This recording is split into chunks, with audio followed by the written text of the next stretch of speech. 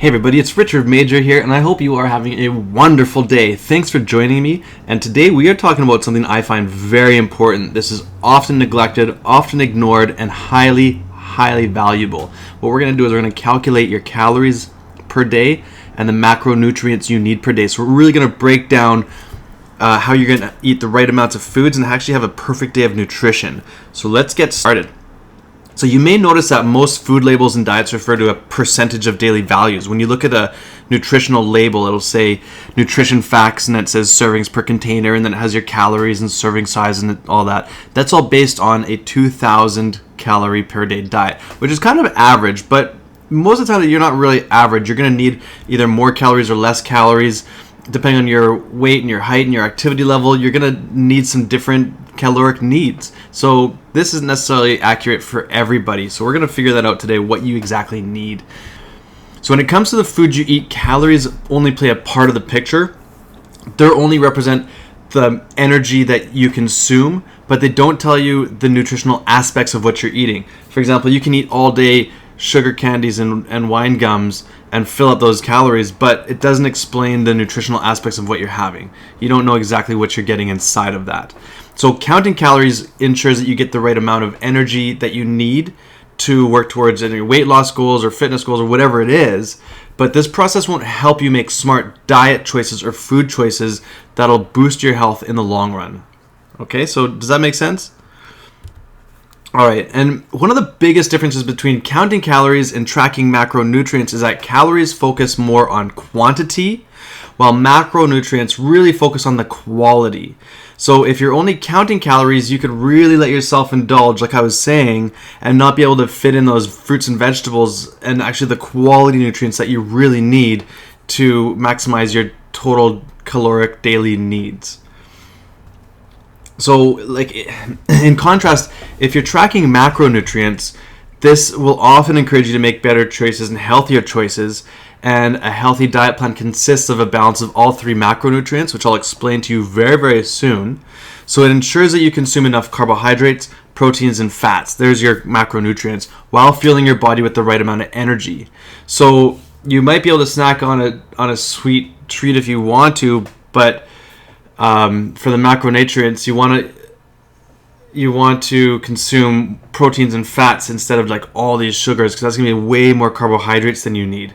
So you want to consume a nice balance and a good percentage to get the right daily amount that you need to really maximize those organs and those systems in your body, and to really maximize the longevity for the long run, because that's what we want, right? Of course, we want to have good weight and have weight loss and feel great presently, but how often are you thinking about when you're 50 and 60 and 70 and 80 and you have peers at that age with arthritis and difficulties with their hearts and memories and urination? And it doesn't have to be. You just have to make the right choices. So making those right choices right now will really maximize your outcome in the future as well as present day. So really take note of this. All right, so you guys ready for some math? This is time, and it's really not that hard. What we're going to figure out first is calculate how many calories you burn at rest. So while you're resting, you're just alive, you're going to burn about 60 to 70% of your total calories a day just at rest. And in general, men have a higher basal metabolic rate, is what this is, than women. Doesn't mean anything. You'll find out what your own calories are very soon, but this is just the average. So one of the most accurate methods and one of the most common ones that I will use to get the most accurate resting caloric rate, otherwise known as your basal metabolic rate, is called the Harris-Benedict formula. And we're going to go through this right now. So pause this, go grab a pen and paper, grab your phone, get your calculator out, and we're going to make some calculations here, okay? So I'm just going to take 3 seconds. You can pause it and come back. Okay, so we're starting back. What we're going to do is we're going to use an example here of a 34-year-old female who's 155 pounds and who's 5'6", or about 68 inches tall. And that's kind of like the average female-ish that I work with as a client. So I use this quite often. It's a pretty good basis. And then you can tailor that to how you will with your own age and your weight and height and whatnot. So we're going to go through this. So if you look at this formula, I'm not going to get into it because right now it kind of looks overwhelming, but you're just going to take your body weight in pounds, your height in inches, and your age in years. And if you don't know what your height in inches are, just Google it. You know, what is 5'6" in inches? You'll find that right away. Okay. So here's our 34-year-old female. She's 155 pounds and is 5'6", so 68 inches tall. What we're going to do is we're going to put in 655 plus, and then in brackets, 4.3 times 155 pounds. Put those in brackets, plus 4.7 times 68 inches, and those are in brackets too. And then we're going to minus 4.7 times 34, which is her age. Okay, that's what we're going to as a basal metabolic rate. We're looking at the second star. Now going to the third star, it says 655. Now the calculations inside the brackets have been completed. So we have 655 plus 666.5 plus 319.6 minus 159.8 is going to give you 1641.1 minus 159.8. So we're going to get to minusing the age there. So we have the two sums minus the age. And so the total basal metabolic rate, or your total resting calories, the calories that you're burning on an average day for this person in general, is 1,481 calories. So you need to eat that much in order to just survive and not decrease in calories. Okay? If you do too little calories, your body's going to go into a fasting or starvation mode. It's going to hold on to all that fat that it possibly can, the most valuable source of fuel that we have. And then when we start eating more and more, it's going to hold on to that fat, and you're going to wonder, why can't I lose weight? Okay, so you must, for this person, they must have consumed 1,400 calories, 1,481 calories per day just to survive. Now, what happens if you're not sedentary? So if you have any movement, if you're walking, if you're up moving around, if you're exercising, any of that is going to alter this caloric need, because this is the way you're in resting. If you just sleep all day, this is how much you're going to burn. Okay, but we're up and we're moving around. So to determine your total daily caloric needs, you need to multiply that calculation we just had, your basal metabolic rate, by the appropriate activity factor below. Okay, so you're going to take that 1,481 calories, if that's who you are, the female with that age and height and weight, and you're going to multiply it by either 1.2 if you're sedentary, if you do little or no exercise, or 1.375 if you do light exercises 1 to 3 days per week, or 1.55 if you're moderately active, doing 3 to 5 days per week of exercise. Or if you're very active and do hard exercises in sports 6 to 7 days a week, you're going to multiply that daily caloric need, that BMR, by 1.725. And if you're extra active and you're training very hard and you have a very physical job and you have sports and everything and you're just a die-hard exercise fanatic, 2 times a day training, you're going to multiply that caloric needs by 1.9. Okay, so this person in general is a 3 to 5 times per week exercise person. So what we've done is we've taken her calories, which is 1,481. That's her BMR. We take that and we times it by 1.55, because that was what 3 to 5 times per week of exercise is. And it's going to give you 2,295 calories. I just rounded up to 2,300 calories per day. So that person who is 34 years old, 155 pounds, and is 68 inches needs 2,300 calories per day to maintain her needs, her body needs, with her activity level and her basal metabolic rate. Make sense? If it doesn't, you can always go in that Facebook group and post me and let me know. I can help you out with this, okay? But you got to make sure you're part of that private group, which you can get the link to in the welcome page here. So this is the total number of calories that this person needs in order to maintain your current weight, or your total, because you should have done this as well. You did have your paper, pen, and your calculator. You should have figured all this out by now, and that caloric need is what you need every day to maintain your current weight. Okay? Just on a side note, is if you say, oh, I'm just going to decrease those calories on a daily basis, it's not going to work out to you losing a ton of weight. Okay, I'm just going to let you know that right now, that it's a bad plan. It's on the low end, and I wouldn't recommend anyone to stay on a low-calorie diet for months or even years. This is a way to start eating healthier again, not compromising your systems in your body and affecting them negatively we want to start to restore proper functions so that you can naturally obtain your health and your figure and have excellent long-term health, okay? So don't go on a low caloric needs thinking that this is genius. It's not at all, okay? If you don't know how to lose weight, I can help you out with that. It's a zigzag method of just altering your calories, but that's not what we're talking about today. We're just basically figuring out how many calories you need per day, and then we're going to figure out how many macronutrients you need. So now that we have how many calories we need, we're going to break it down into your macronutrients. And your macronutrients are, like I said before, your protein, your fat, and your carbohydrates. The three basic food groups. Well, no, the three basic macronutrients. We got more food groups than that. But you're going to find all of those three foods in the foods that you eat. Those, yeah, the macronutrients. So here's how we're going to break it down. So we're breaking down the macronutrients per day. So how many carbohydrates do you need per day? How much fat? How much protein? Good question. These are some ratios that you see down below, and you can adjust them according to your activity level for the day. For example, if you're having a slothy day and you're not doing anything, you may not need as many carbohydrates as 65%. You may want to go down to the 45% low range. Okay, if you're having a pretty physical day and you're gonna have a hard week ahead, you may want to up the carbohydrates a little bit, up that protein a little bit. Okay, you want to make sure that you're staying balanced according to your activity level and your needs for that day. Okay, so it's really important to keep track of this stuff, guys. Keep a journal if you have to. There's apps out there that can help you with this, okay? But we're going to just figure this all out right now. And just as a little basis, how many calories per gram is, there's 4 calories in 1 gram of protein. There's 4 calories in 1 gram of carbohydrates. There's 9 calories in 1 gram of fat. And there's 7 calories in 1 gram of alcohol, okay?